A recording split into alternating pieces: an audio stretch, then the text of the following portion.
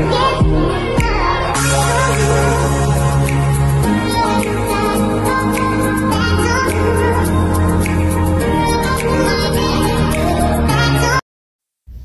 guys! Welcome to my channel! It's me, Elise again. At today is Friday. So, may lunch ang mga amo namin. Anak ni amo is darating for lunch.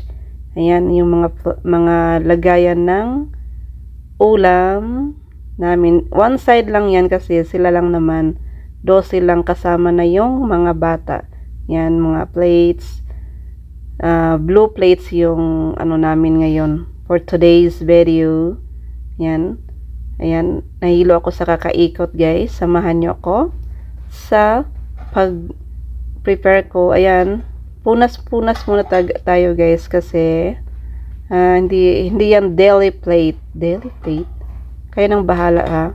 Kasi first time ko, not first time but hindi talaga ako sa voice over. So, I'm trying myself.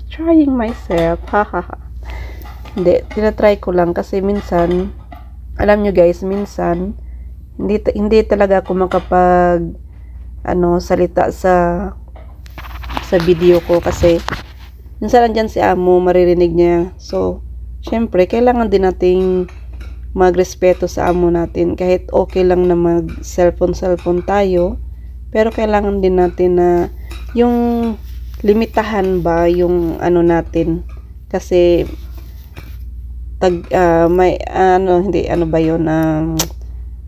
kasi may trabaho tayo, 'di ba? Kaya minsan sa YT natin makasupport, minsan hindi kasi inuuna ko talaga yung trabaho ko.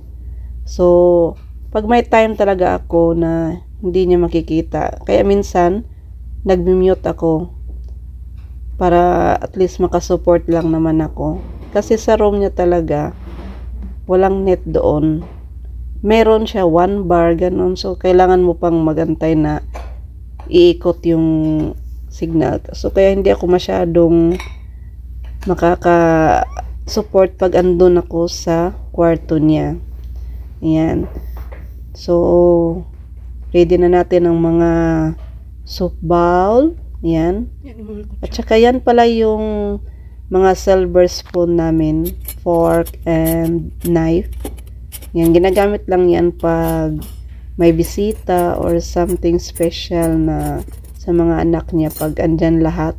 Pero pag lang naman, yung normal, lang, yung daily gamit lang ang inaano namin. Pero ngayon, 12 kasi sila. Kaya, yung mga silver yung pinagamit niya, tsaka yung blue plate para maiba naman, hindi na lang laging white ng white kasi mahilig siya sa white. Yan, isa-isahin natin yan, lagyan ng knife, spoon and fork.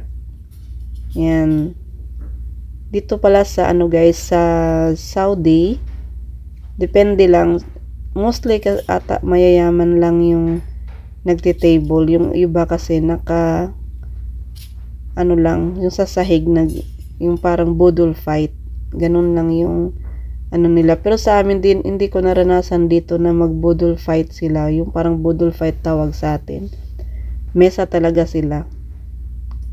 Ayaw nila yung hindi kompleto, yung walang spoon, walang fork, ganun.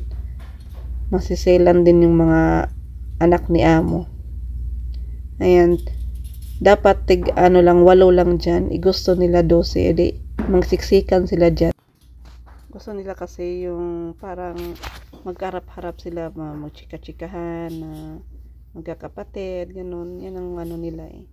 Habang kumakain, nagchichika-chika.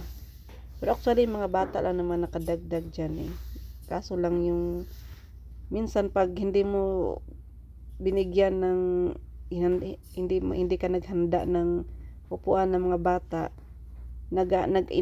nag-aarte din kasi gusto kong umupo ganito ganyan, kaya binigyan na lang ng sariling nila, pwesto nila. Yan guys, tapos na akong maglagay ng mga kutsara, tinidor. Kukuha kunin naman natin ang mga baso. Ayan, yung baso namin is nandito sa bandang storage namin. Yan, yung pang daily ano namin, daily baso, daily glass yan. Ganyan lang yung ginagamit namin sa pang araw-araw. Yan yung daily plates namin. And then sa baba din may pang bata. Yan. Ready na natin para ilalagay naman natin. Then chine-check ko yung mga baso kasi minsan may mga bakat ng kamay. Yan, kailangan before mo ilagay, check mo muna. So magdala ka na lang ng pangpunas din. Alam mo naman yung mga amo masiselan, hindi nila makita yung mga magagandang ginawa mo. Yung mali mo lang ang bilis makita, di ba? Relate kayo diyan mga mga katulong diyan. Mga mali ang bilis makita, pero yung mga magagandang ginawa, hindi lang naman mag-thank you. Or minsan mag-thank you din naman. Kaya mahirap din yung yung hindi ka mag-iingat sa work mo. So kailangan ingatan mo talaga.